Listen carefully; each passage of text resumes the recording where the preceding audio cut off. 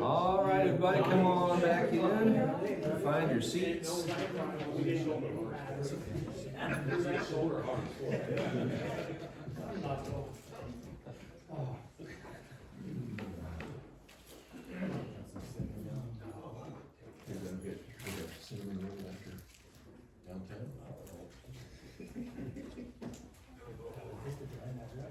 Well, I'm sorry we're not talking about happier topics today.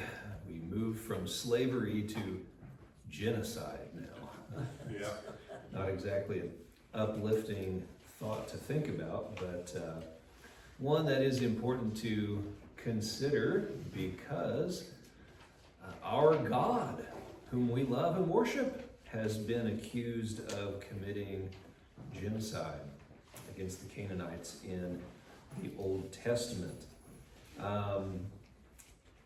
Genocide, of course, is at least a word, a topic that's come to our national consciousness again with the whole war between Israel and, well, at first Hamas, and of course now it's spread. And of course people have been accusing Israel of committing genocide. So that word has been kind of tossed around a lot in our culture, and especially in more recent decades. This has been an area of attack that skeptics have brought up as a way to smear, well, sometimes to smear the character of God, sometimes maybe not attacking God directly, but attacking things like inerrancy. We'll see in just a moment how some of those attacks have been levied. But let me give you your bluff here as we start out. God's destruction of the Canaanites was justice, not genocide. That's what I hope to show you here. His destruction of the Canaanites was justice, not genocide. He wasn't reacting to their skin, but to their sin. That's what the problem and the concern was really all about. And I believe that'll become evident as we go through, and hopefully I can help you think through some questions that still arise from this.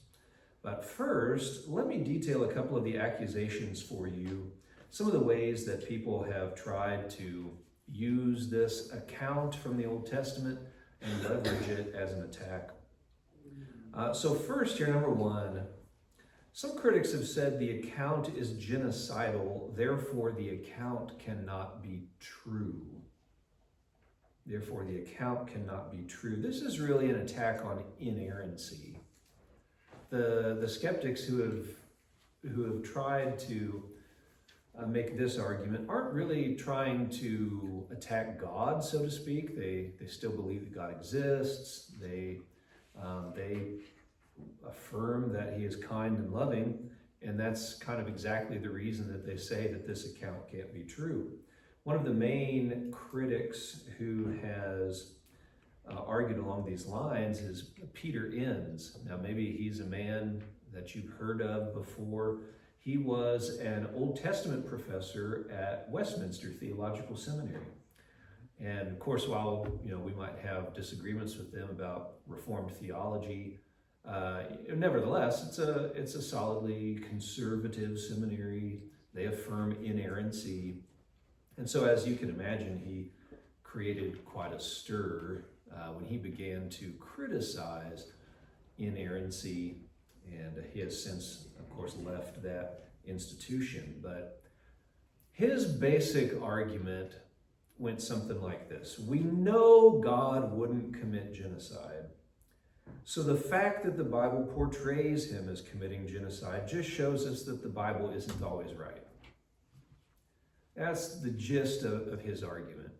And we might ask, well, how does he know, if he doesn't think the Bible's always correct, then how does he know that God wouldn't commit genocide?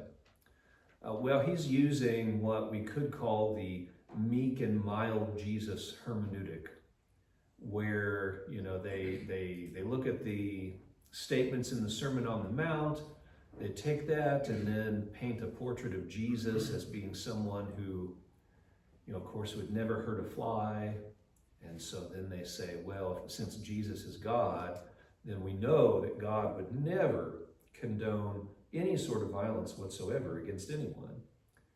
And so that's how he thinks we still know that God wouldn't commit genocide.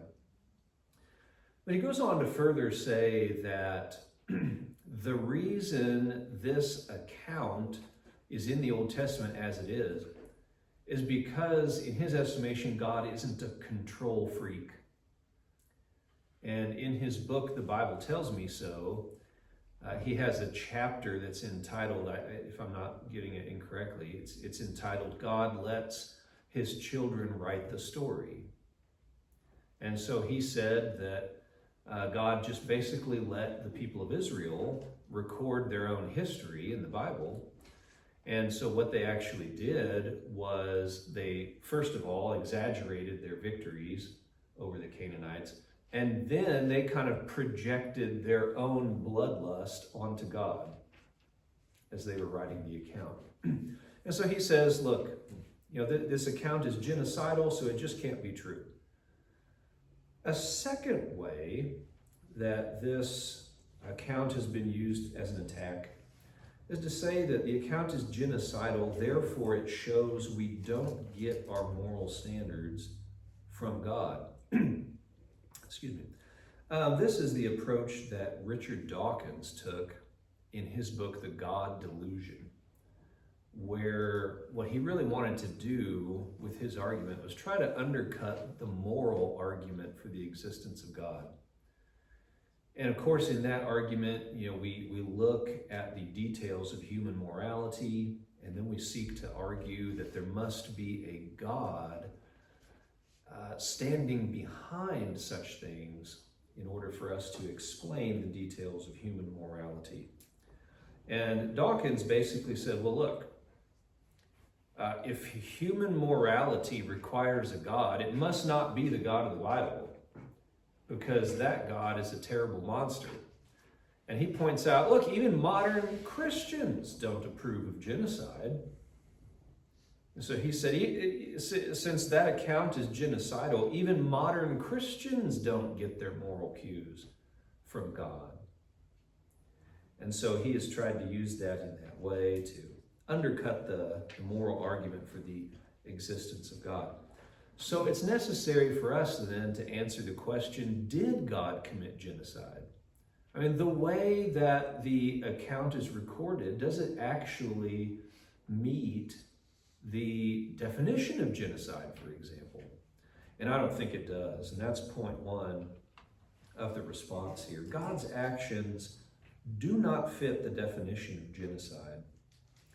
You can take almost any English dictionary you want, and you'll find that they all define genocide in very similar language. This quote here is from the American Heritage College Dictionary.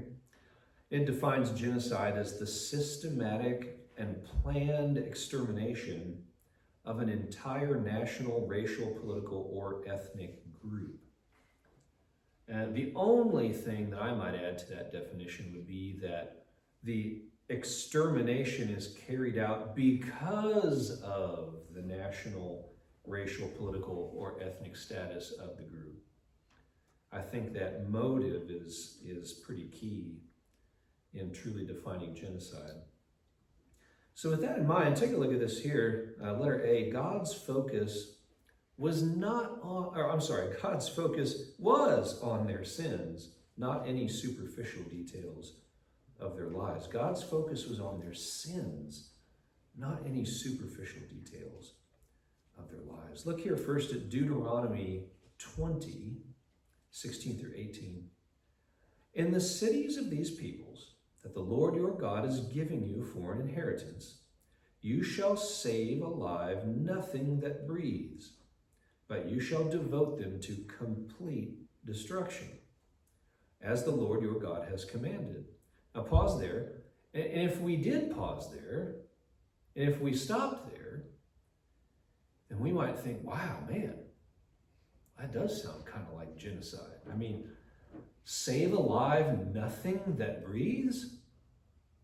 Devote to complete destruction? Wow, That does sound a little like genocide, but notice as the passage continues, that they may not teach you to do according to all their abominable practices that they have done for their gods, and so you sin against the Lord your God.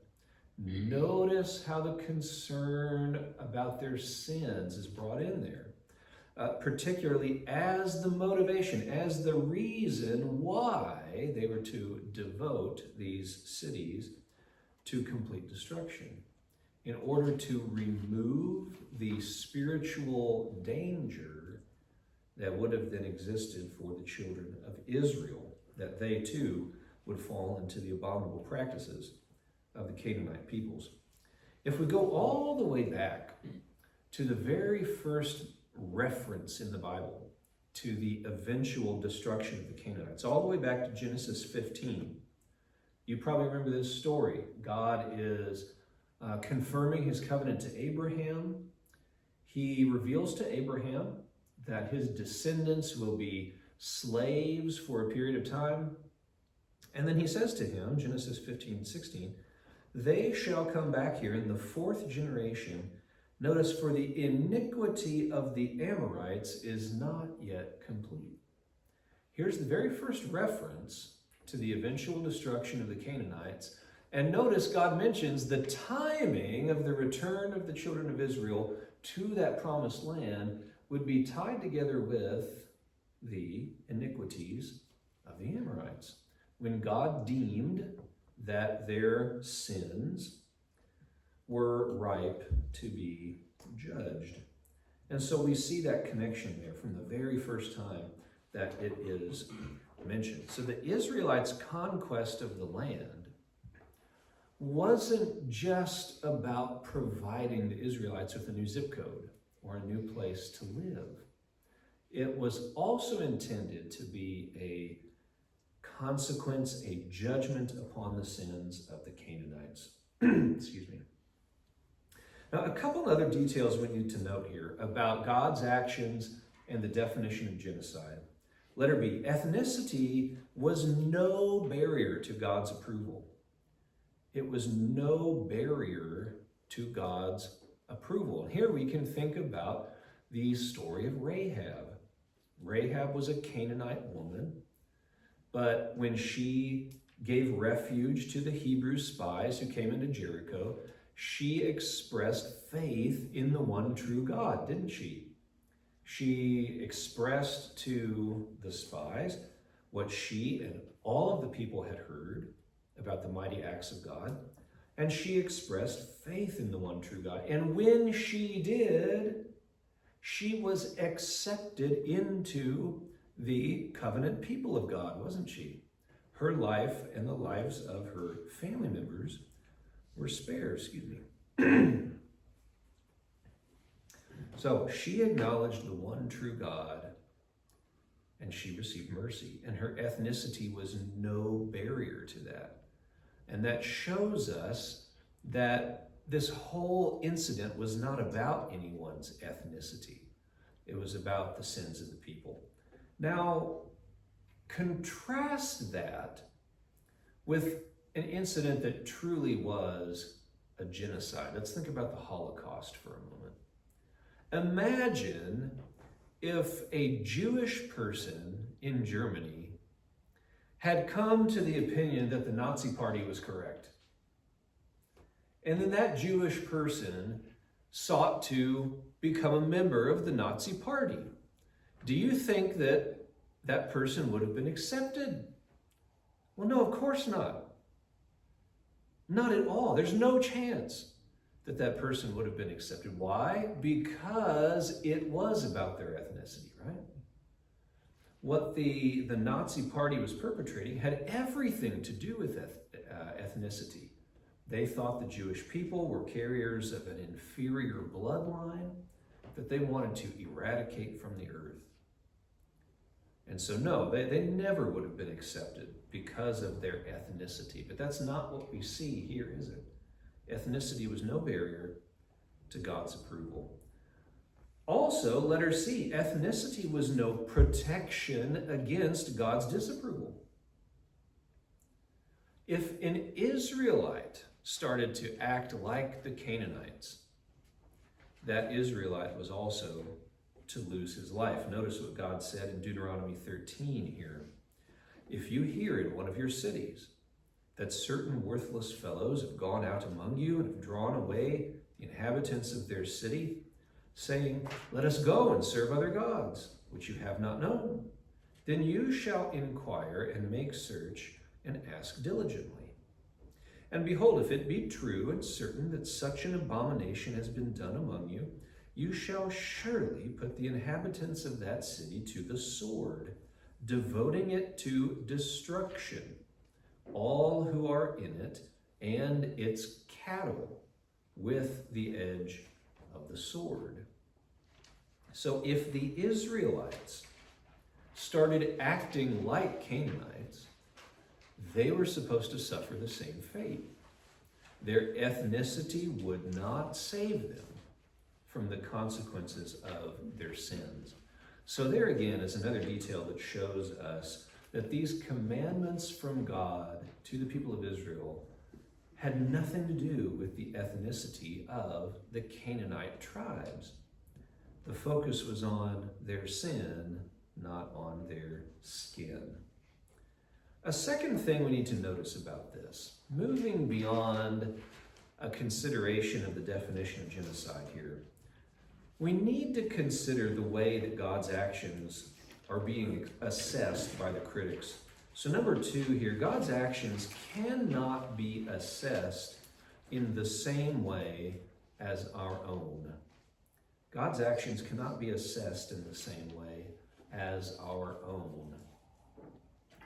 Lurking behind this accusation from the critics is the idea that God has to live by the same standards which are imperative upon us.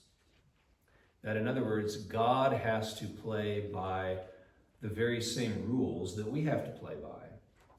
But there are problems with equating our moral standards with the assessment of the actions of God. In other words, they're essentially saying that, look, because it would genuinely be wrong for me to declare that a whole city with all its population ought to be killed, then they're saying it's clearly and automatically wrong for God to make the same declaration. Well, that equation just doesn't hold up when we start to examine it. Let me point out a few things here for you. Letter A, this is important for us to understand. God has no obligations, but I do. God has no obligations, but I do. If you think about the moral standards we have to live by, they can be expressed as ought statements. You know, we can say, I ought to be honest to you. I ought to treat you fairly. I ought not punch you in the face just because I feel like it, right? These are obligations that we have. And that word ought, it's a form of the word owe. And so we can also express our obligations by saying, like, I owe it to you to be honest to you, or I owe it to you to be kind. I owe it to you to keep my fist under my control so it doesn't go flying into your face when I'm angry. So we can express the standards with that language as well. But then we have to ask, why do I owe these things to you? Why do I have these obligations to you? Especially consider if we're thinking about people who are perfect strangers to us. Why would I owe them anything? I think you would agree with me that even if someone's a perfect stranger, I owe it to them to be honest. I assume you'd agree with that. But why do I owe it to them? They've never given anything to me. How did I come to be in this moral debt to them? Well, if we continue to think about it, our obligation really is not to the other individual. The obligation is to God, the one who made both you and me. It is really the fact that I owe it to God to be honest to you. I owe it to God to treat you rightly because I owe everything to him. I owe my very existence to God. And so I owe it to him to use my existence in the way that he wants me to. And so my obligation really is to him. And I have these obligations because my existence depends on him. But notice, God is not in the same category, is he? God's existence does not depend on anyone else. God does not depend on anyone for anything. And so it makes no sense to say, well, God owes it to so-and-so to do these things, or God owes it to so-and-so to do those things. God doesn't owe things to anyone because he has no obligations. We can see this expressed in Romans 11:35, where it says, who has given a gift to him that he might be repaid? And that's a rhetorical question, of course, because the answer is no one. He owes everything. Right. No one has given anything to God that person can put God under their obligation. Now, of course, God has made promises that he will keep. We can count on him to act certain ways because he has made promises, right? But those were freely made. It's not that God was under obligation to make us certain promises. And so because of the fact that God has no obligations, he is just in a completely different category than we are in terms of assessing his actions.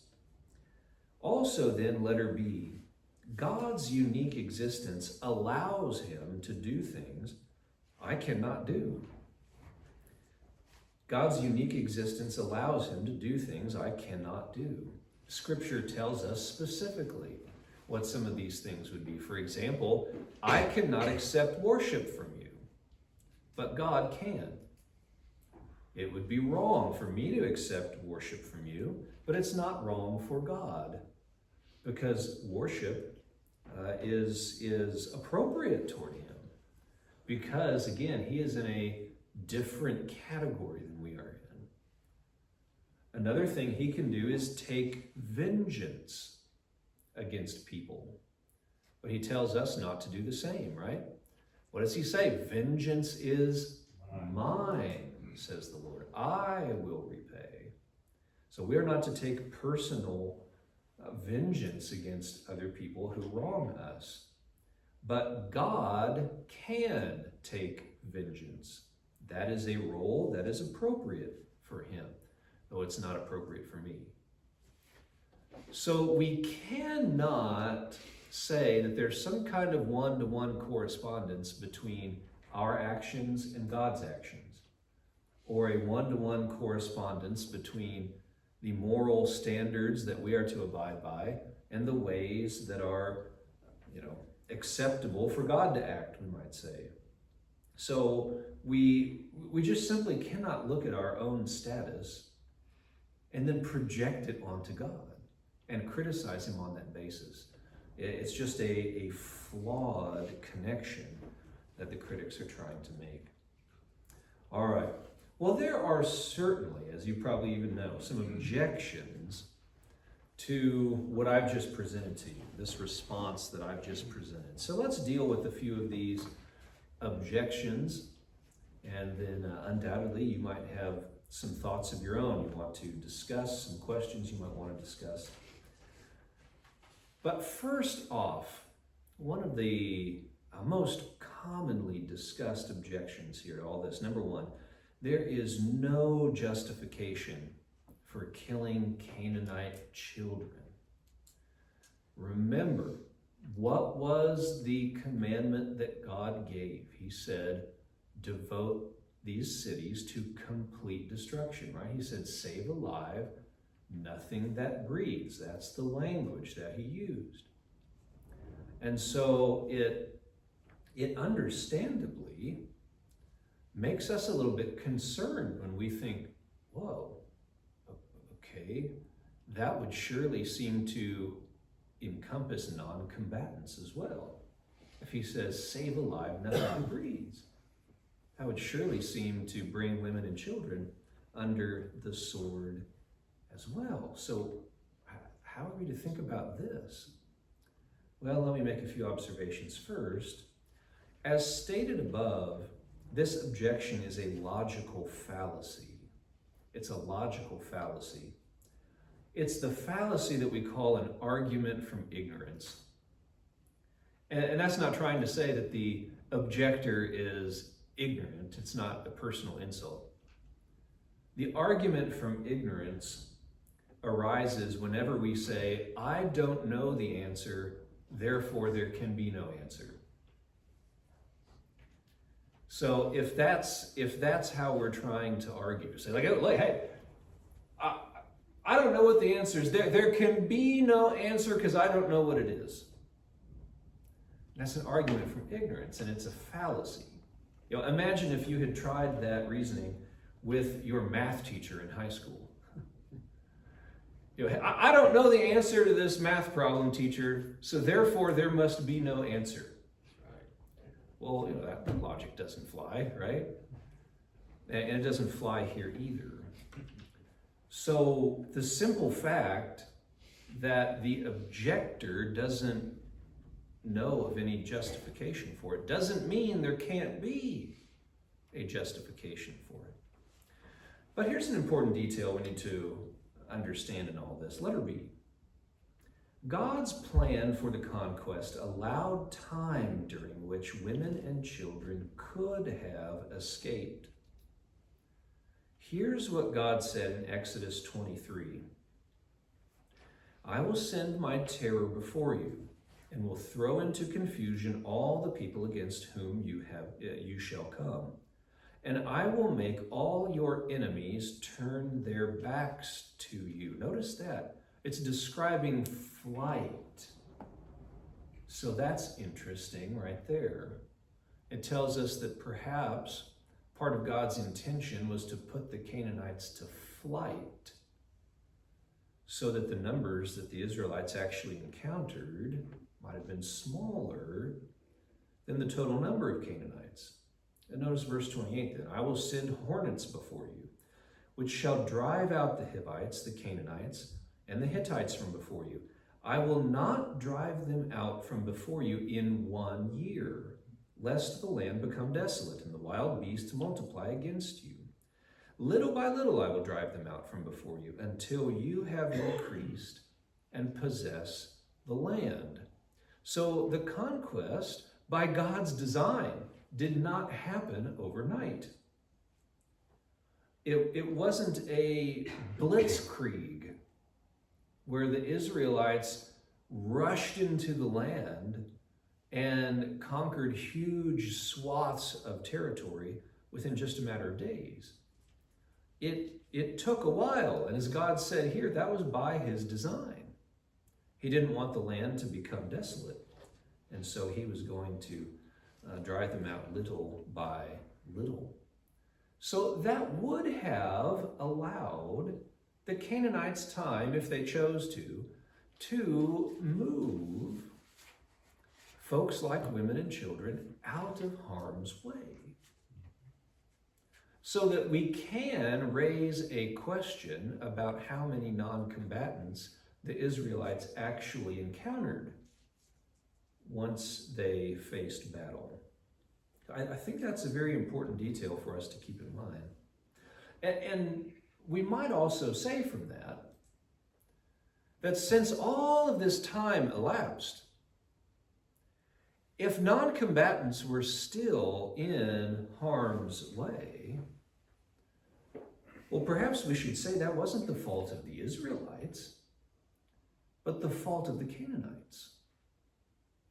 In a similar way to how we criticize Hamas right now for shielding themselves with non-combatants. We levy that criticism against them. Perhaps we could fairly and justifiably say the same thing against the Canaanites. But then letter C, we ought to remember this as well. The command came from a God who knows all things. Even if we never know what the precise justification may have been, it doesn't mean that no justification exists. And certainly God, who knows all things, would know a good reason for issuing such a command. So we do reach a point as we think about this objection where we have to say, we just have to stay in our lane sometimes and see to it that we don't criticize the ways of God from our own position of relative ignorance. Well, number 2 here. How about this objection? The Canaanites didn't know better. How could it be fair for God to punish them? God never took the Canaanites to Mount Sinai and gave them stone tablets with commandments written on them. So how could they have known how God wanted them to live? And if they didn't know, well, then how could it be fair for God to punish them for the way that they live? Well, a few considerations here. First off, I didn't put this on your notes, but I suspect you're all familiar with the teachings of Romans chapter 1 and Romans chapter 2. And that is knowledge that we ought to bring to bear on this question. How those chapters tell us that all people have a knowledge about God through general revelation. And chapter 2 of Romans in particular tells us that the works of God are written on the hearts of mankind through the conscience. And so certainly through those means, they did have an idea of how God wanted them to live. But notice there are some further observations we can make here. Letter A, they had revelations of true righteousness in their own history. They had revelations of true righteousness in their own history. Remember, these are the people among whom Melchizedek lived. Remember Melchizedek? He was priest of Salem, the area that later became Jerusalem. And in Genesis, we read about him ministering to a community of people there who worshiped the one true God. And so there were genuine worshipers among the Canaanite peoples in their history. Now, yes, granted, Melchizedek lived, roughly 400 years before the time of the conquest. And so, yes, some time had gone by. But there was another incident that surely lived on in the consciousness of the Canaanite peoples, and that is the destruction of Sodom and Gomorrah. That was in their history as well. A clear expression of God's disapproval of the lifestyles of the people who lived in those cities. Clear warning in their history that sin brings consequences. But not only that, letter B, they heard the reports of God's mighty acts before the Israelites entered the land. That's exactly what Rahab said in Joshua chapter 2, right? You can see it in that passage right there. She reports, look, we have all heard about what your God has done for you.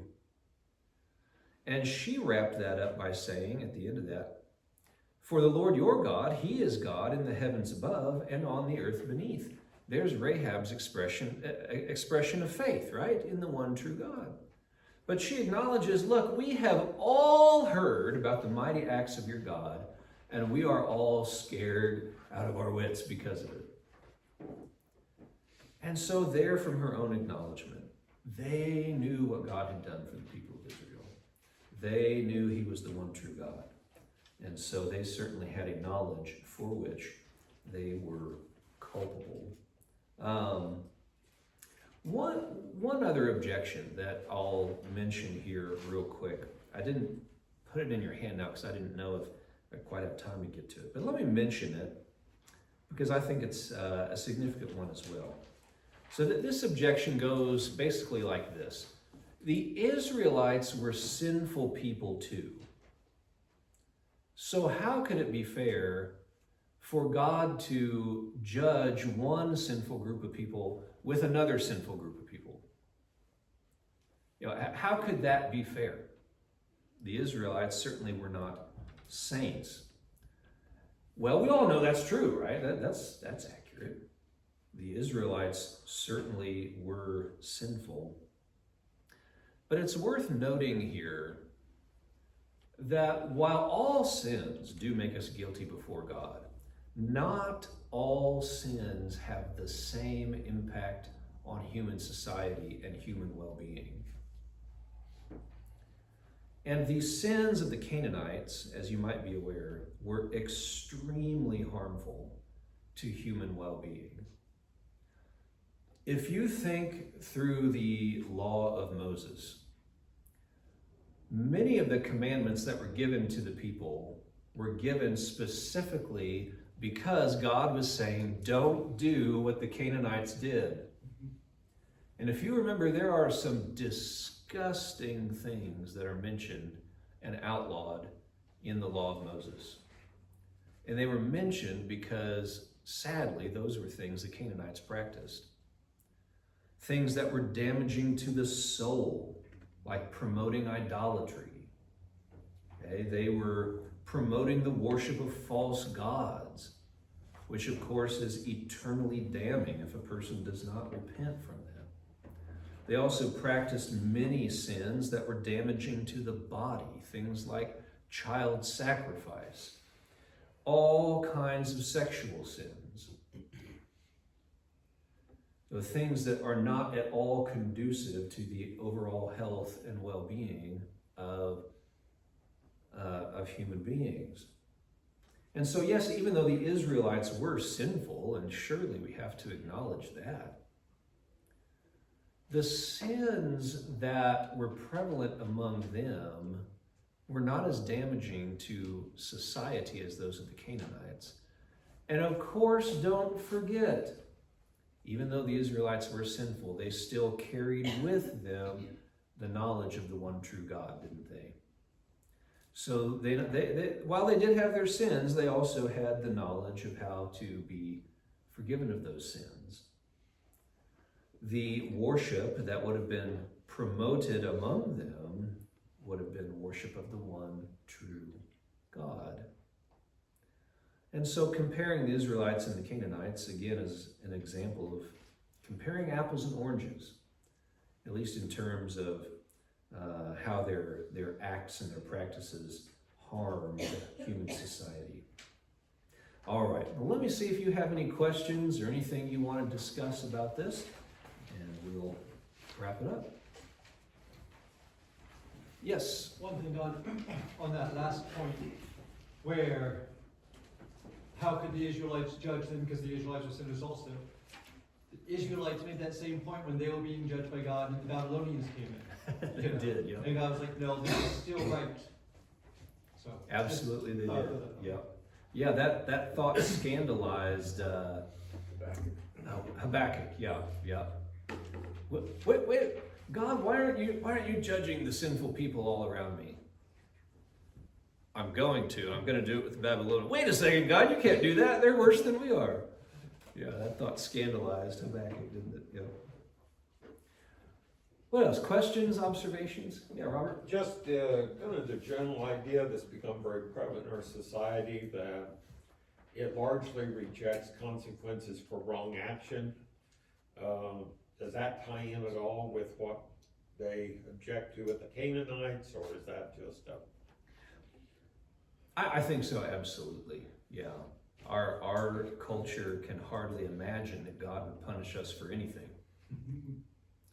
And so, absolutely.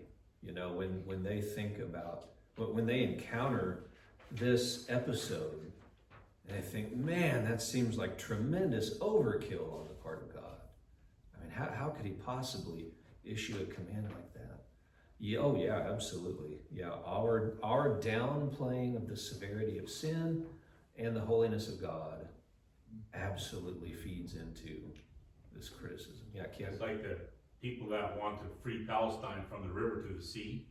They complain about a genocide against the Palestinians when they would like to create a genocide against the Jewish people, Oh, yeah, absolutely. right? So there's a certain mindset that they have of what would be right. It would be okay for this, but this is not okay. It's like those men that flew into those towers, killed 3,000 innocent Americans, and we were horrified and shocked. But we killed 3,000 Americans in our abortion labs. We were not horrified, right? And so I think that sometimes the critics are the ones who are the confused ones, and we just walk in the light of the truth of Scripture. Yeah, yeah. And we understand, of course, that, you know, these criticisms are ultimately rooted in spiritual problems, right? Yeah. That there's, you know, there's something about the truth of God to which they don't want to submit. And so they have to attack him or attack the truthfulness of his word in order to try to justify their own actions. Yeah. Yes, Stan. I'll answer or just throw this out there because this comes from God's word. It's one of Jeremiah's prophecies that he had to give as Nebuchadnezzar was coming into the land. Okay? It's from Jeremiah 27 verse 5. It's God speaking. I have made the earth, the man and the beast that are upon the ground by my great power and my outstretched arm, and have given it unto whom it seems right to me. There you go. It's God's decision.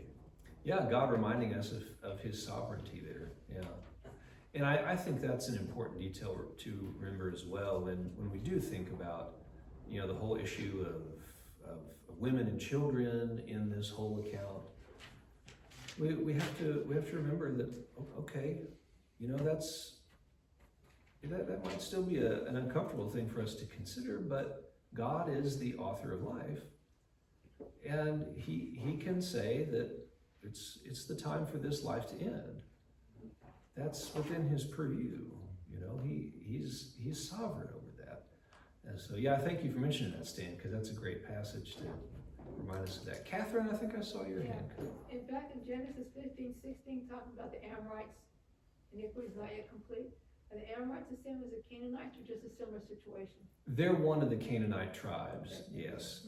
Yeah, the Canaanites is kind of a general term for the people who lived in that. Yeah, Canaan was a grandson of Noah, and he got a curse from Noah. And I always say it took God this long to carry forward that curse, to actually do it. They had plenty of time to mull over and to change their ways if they would have wanted to. Sure. Isn't it amazing in Genesis 15 there when God was talking to Abraham, how he tied that in with the sins of the people of the Canaanites. They had centuries to turn from their wicked ways. But they didn't do it. Had centuries to do it. They had warnings. They had knowledge from general revelation.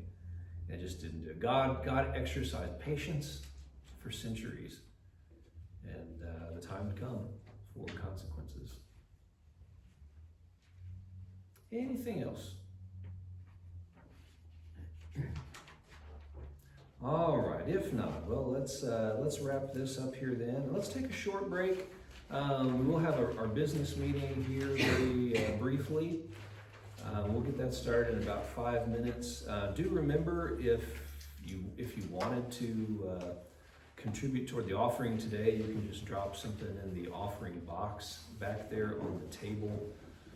There's no honorarium going out today, so I think probably anything given today, probably just go on to CSCE perhaps.